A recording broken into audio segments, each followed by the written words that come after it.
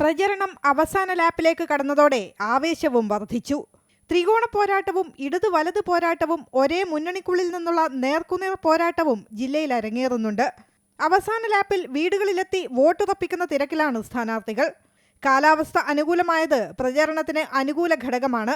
മുൻനിര നേതാക്കളെ രംഗത്തിറക്കിയാണ് മുന്നണികൾ കളം കൊഴുപ്പിക്കുന്നത്. വരും ദിവസങ്ങളിൽ മുഖ്യമന്ത്രി ജില്ലയിലുണ്ടാകും.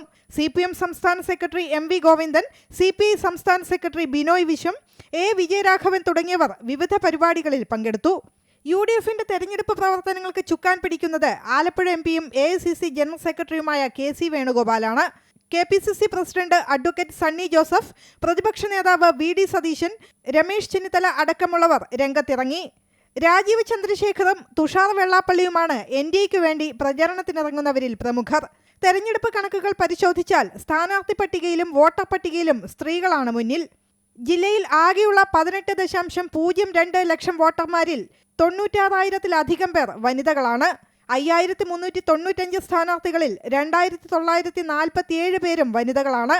അതിനാൽ തന്നെ തദ്ദേശ പോരാട്ടത്തിന്റെ വിധിയെഴുത്തിൽ പ്രധാന പങ്ക് വഹിക്കുന്നതും വനിതകളായിരിക്കും.